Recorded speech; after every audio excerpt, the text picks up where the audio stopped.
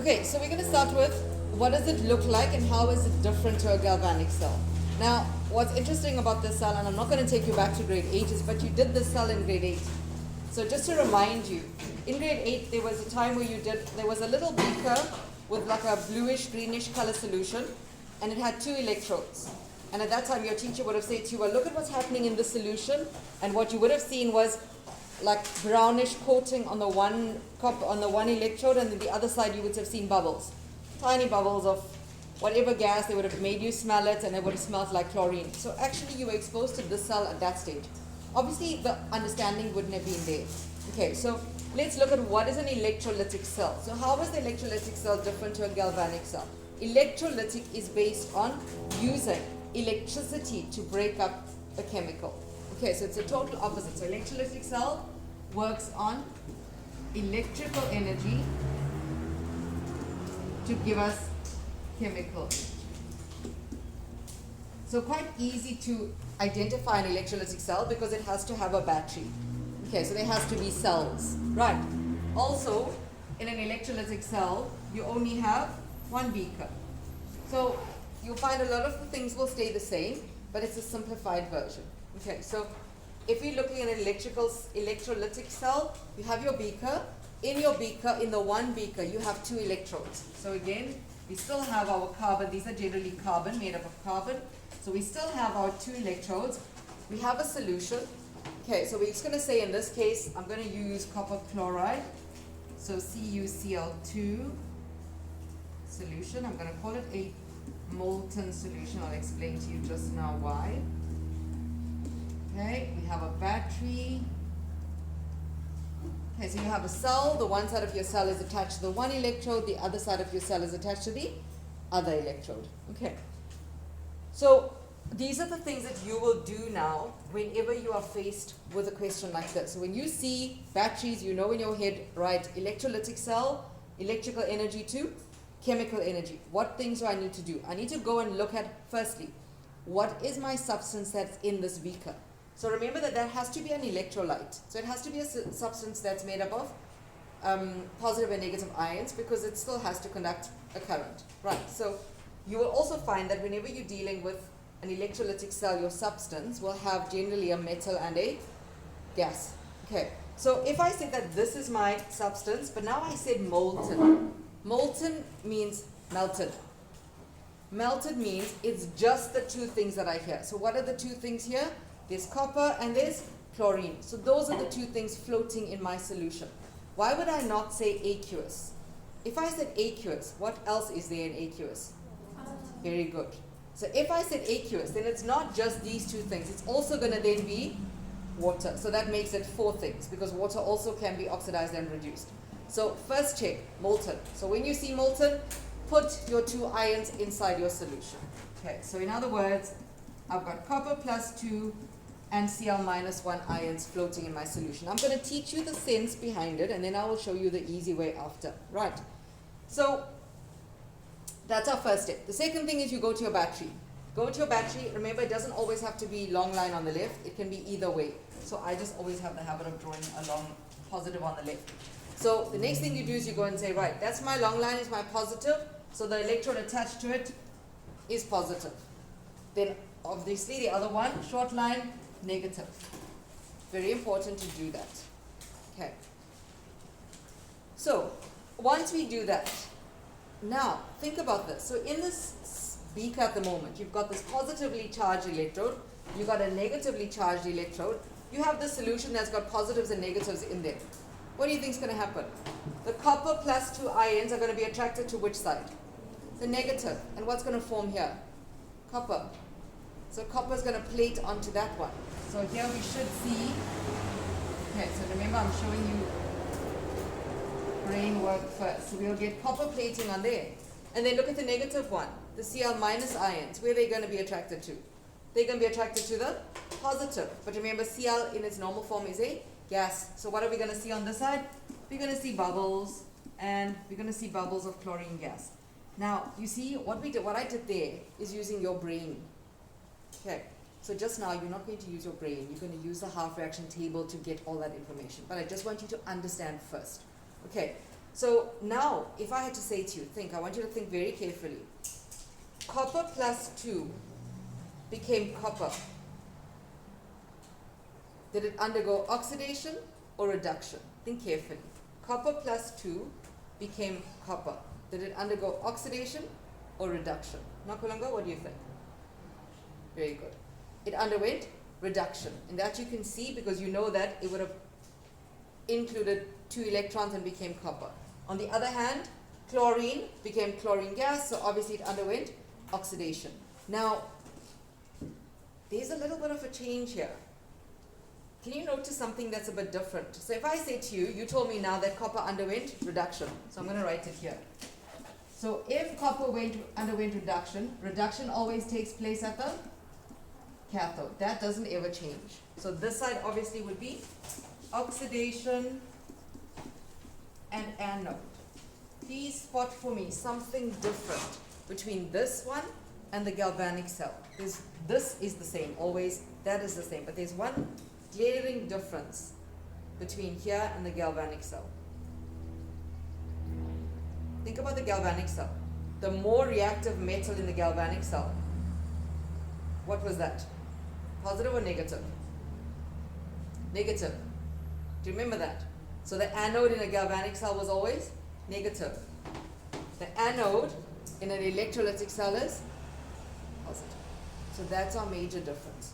So that's the only actual big difference, is remember that oxidation will always take place at the anode, reduction will always be at the cathode, but in an electrolytic cell, the anode is the positive. Okay, now you can figure that out later on. You don't really need to do that beforehand. So now we get to this stage. So at this stage, now we want to write. Now, you'll see that this is not the most popular cell. So they always test you on it in exam paper, but it will be small amount of marks because there's no net cell reaction. There's no cell notation. There is net cell reaction. There's no cell notation. There's no EO of the cell. So the questions are very limited to this. Is what do I do with it? Other than fine, now I can write my 2 half reactions and work out the net ionic. That's all I can be asked on an electrolytic cell. But it does have applications in industry, which is what I'm going to show you just now. So at this stage, how do you avoid now using your brain? So let's take exactly the same thing, but you didn't want to think about this. You just wanted to, you got your cell, you saw it was electrolytic. This part you obviously have to use because you need to find the 2 half reactions. So you did that. Now you know that you're looking for copper and copper plus 2 and Cl2 and Cl reaction. So what do? Go to your half reaction sheet. So let's go to our table 4b and find the 2 reactions.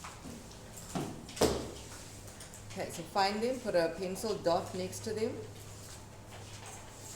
Okay, and always please be careful of which ones you're looking for. Remember, we're looking for copper plus 2, and we're looking for Cl2 gas and Cl. That one doesn't have an option, so that's not a problem. Right, so find it, find the 2. And you're going to tell me something. Okay, so I found them. So on the board. Why is it so bad? Okay, so I found mine. There's it here. So there's the copper one there. And there's my chlorine one here. Right. Now before we do any shortcuts, look at these 2 reactions. Okay. Theoretically, when we worked it out, what did we say? We were forming copper on the one. There's the copper here. Right, so we were making copper. There's the reduction reaction here. And then on this one, we were making chlorine. There's the oxidizing reaction here. Again, do you notice something that's different to the galvanic cell? Listen up. The oxidation. Yeah, they're opposite. Okay, so easy way to remember it. Why would they be opposite? This is an electrolytic cell. It's electrical energy. It's forced. It's not a spontaneous reaction. So it's not spontaneous reaction. It works the other way. So all you need to ever remember is when you're dealing with an electrolytic cell, the top one will undergo reduction, the bottom one will undergo oxidation. Okay.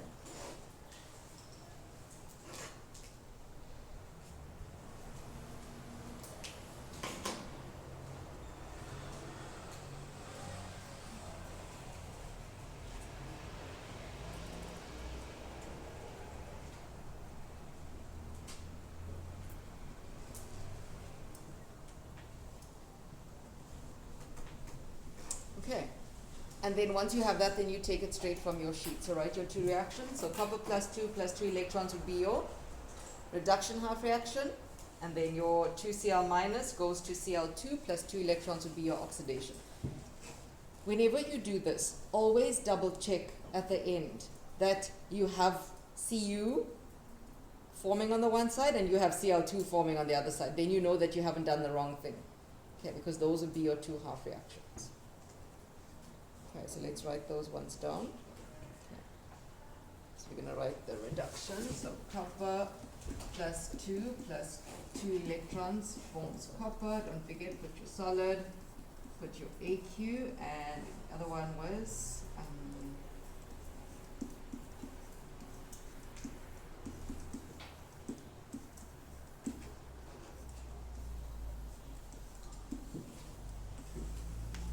okay, so you got your two half reactions. Let's write the net cell reaction.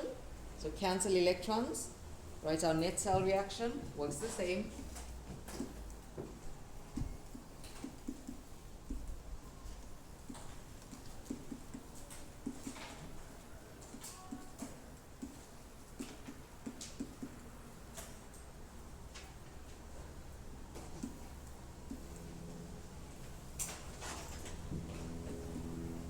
Okay, so if they're giving you a molten solution, that's as far as they can go. There's nothing more they can ask.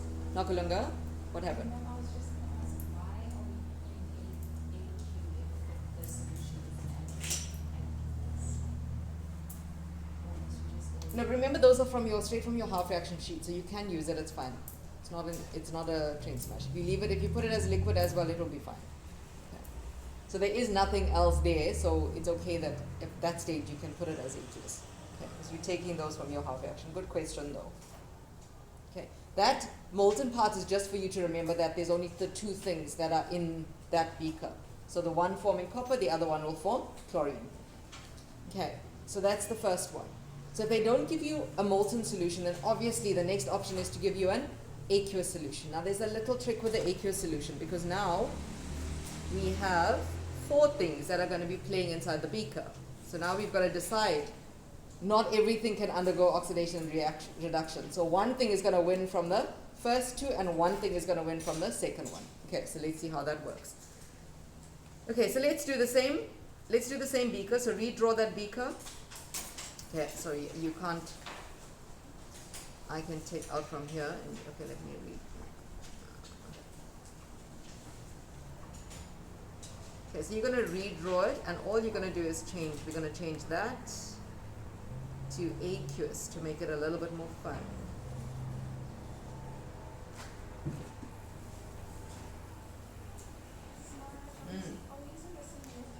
Same, yeah, exactly the same. The only thing I'm changing is the molten to aqueous. Okay, so we're going to go CuCl2 AQ.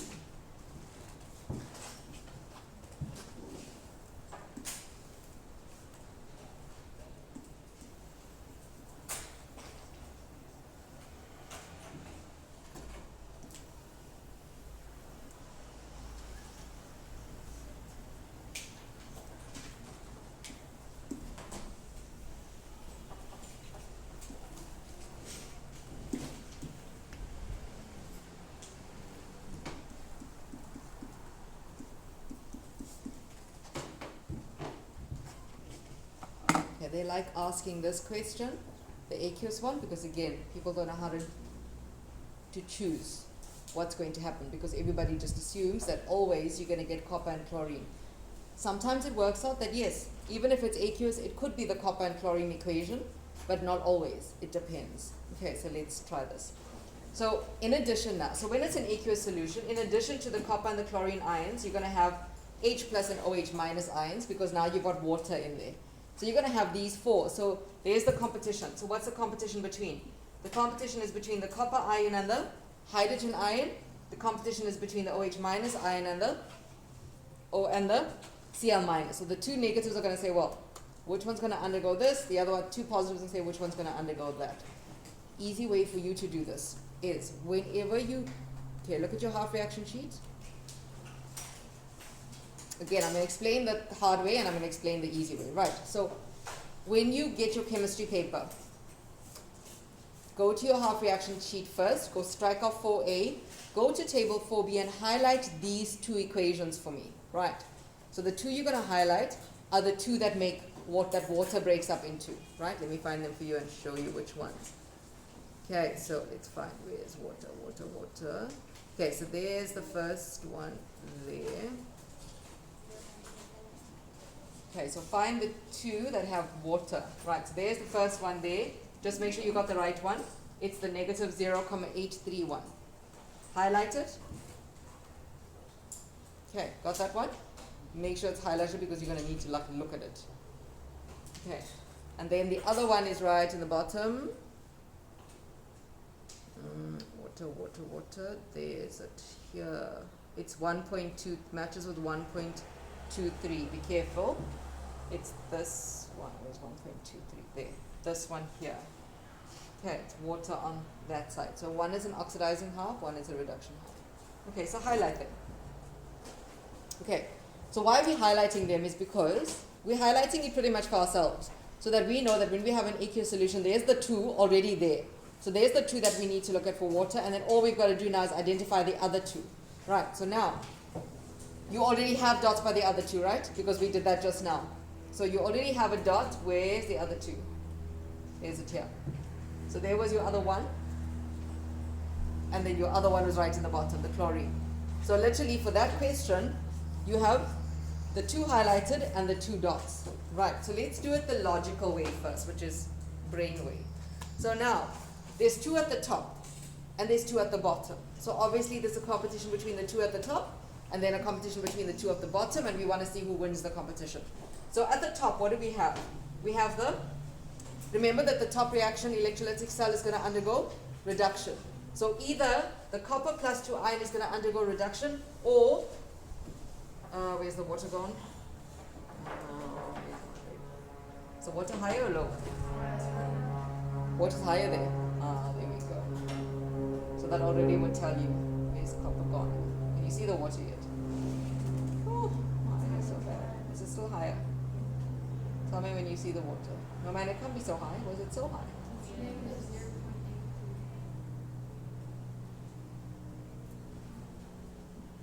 Jeez, so much higher. Okay, so do I still have the copper? Oh, there we go. No, I don't have my copper here now. I do. Okay, there we go. Sorry, can't see this close. Okay, so there's my two reactions. Right. So now, if I'm looking at my two, from these two, which one do we think is going to want to undergo reduction? What is that based on? That's based on which one of these ions, or either water or this ion, has to be a stronger oxidizing agent. So which of the two would be a stronger oxidizing agent? Look at that arrow on the side of your page. It's going down for oxidizing agent. Hey, can you see that arrow on the side? This one. Stronger oxidizing ability as you go down. Do you see that? So between these two, which is a stronger oxidizing agent? The copper ions. So which reaction is going to win? Oh, sorry, I'm looking at the wrong one. There's it here. So which one? The copper ions. So we're going to make copper. So there's this one loses, this one wins. So the reaction that takes place at the cathode is going to be copper plus 2 electrons goes to copper. So that's the one that wins between the two. Okay. Right? So that's, why did we say that? Because copper ion is a stronger oxidizing agent as compared to water. Right. So now don't write, I'll show you how to do this just now. I'm explaining to you now, but I'm going to show you the easy way and how you can use the easy way to write an answer. Right. Got that. Now let's look at the second two. Look at the second two and see which one is going to undergo oxidation. So there's our chlorine here. So chlorine ion is here versus, where's water higher than that? There. Okay.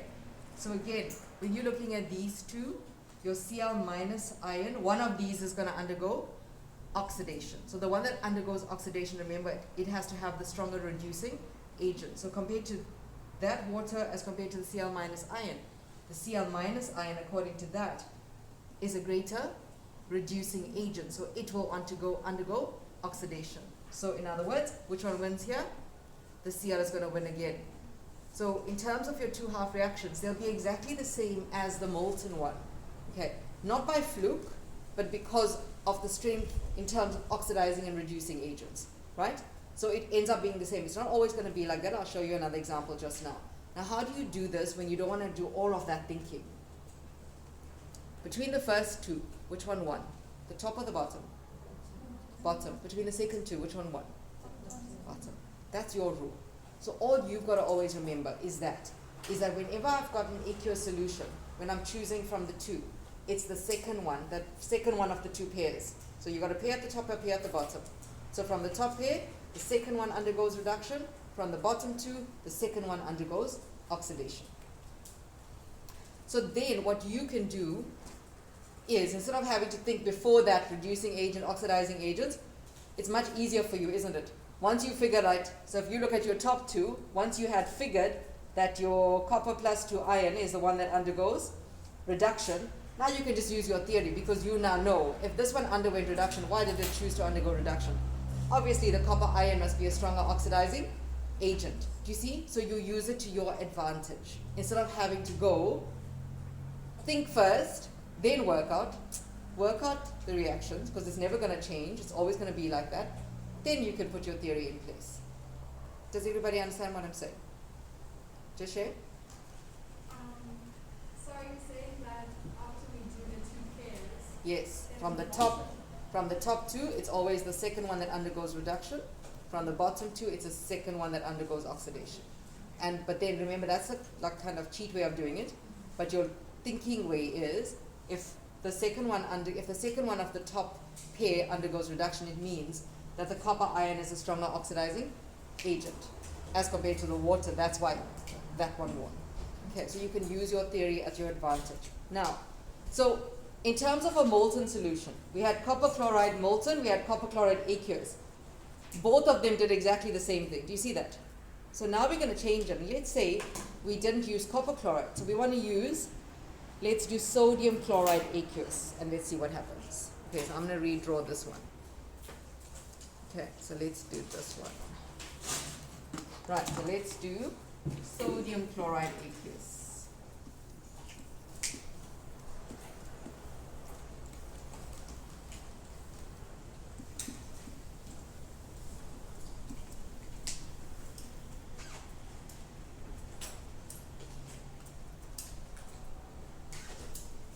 Right, so now why do they love giving people these questions? Because the majority will go and look for Na plus and Cl minus, and then at the one side the metal, one side the gas. Watch how this is not going to work like that. Okay, so you know that if it's aqueous, don't forget that you don't have just the one, you're going to have the water included. So now go to your half reaction sheet. You already have the water 2 highlighted. Go find the Na, going to Na plus, and go find the Cl ones. Put your dots that you have 4. And now let's look at who wins this competition.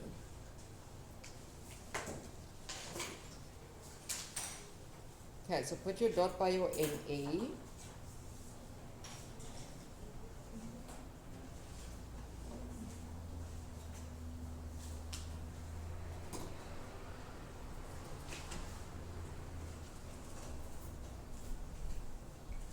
Put your dot. Your Cl dot is already there. You have that already. Right. Now you see what we're doing. We're doing this without thinking. You're going to think just now. Okay, so we do it without thinking, then we'll think after. So let's do it without thinking. So all of you got your 4 dots. Right, so from your first 2, there's the Na1, there's the water 1. Which one's going to undergo reduction? Right, so in this case, your water is a stronger oxidizing agent. But you see, I didn't use my brain there. I first worked out that it's the second one of the 2. Then I said, no, it's going to undergo reduction, which means, obviously, that the water is a stronger oxidizing agent. Now, if that undergoes reduction, check what's forming at the cathode. We have hydrogen gas. So at the cathode, we're going to get hydrogen gas. So when this reaction is actually taking place, let's go back here, and people are assuming that one side is going to be Na and one side is going to be Cl. This is our cathode, remember? So this is our cathode. That's reduction. And what's actually happening here is we're getting hydrogen gas. Okay, so now let's go back and work out what happens at the other side.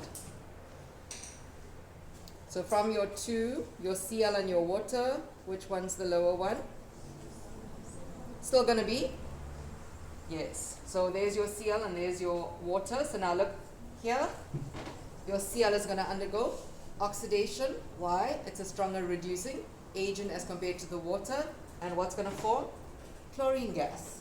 So now when we go back to our little picture, so on this side, we're also going to see bubbles. And we're going to see chlorine gas. Now this is a huge cell in the industry, real life industry to produce chlorine and to produce hydrogen. What do we need for the cell to operate? Salt water. NaCl is salt. So just by putting salt water under in an electrolytic cell, what are we getting? Hydrogen gas, which is used for explosives and whatever else, and you've got chlorine gas, which is used for cleaning products like jik. It's used in the manufacture of fertilizers. Okay, so this is a real cell that is an industry. So what am I saying to you? Don't assume. You know how to work out if it's aqueous, use it, and then once you pick your two reactions, use it to your advantage. When the next question says, explain in terms of oxidizing and reducing agents, which one was, why the one preferred to form than the other. So then you just go back and you say, okay, let me look at my two half reactions. That was the one at the top.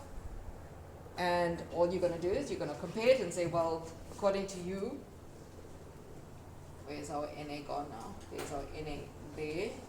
So now use your table and say, right, we knew that this one is the one that underwent reduction. So what does it mean? If this underwent reduction, the first substance on the left must be the oxidizing agent. All you've got to do is then put your theory and say, water was a stronger oxidizing agent as compared to the Na plus ion, therefore water underwent reduction forming hydrogen gas. Okay, as in preference to the Na. Do you see? So you use what you know as a shortcut to your advantage instead of doing it the long way.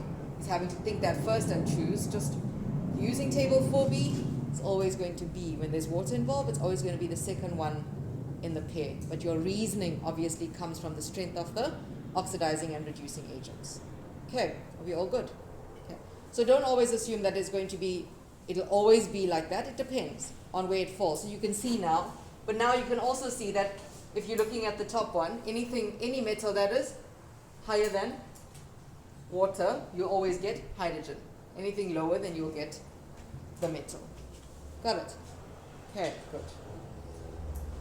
Okay, so that's pretty much your electrolytic cell. But now we're going to look at applications. So I'm going to give you one more, and I want you to tell me what you think is going to happen in this one.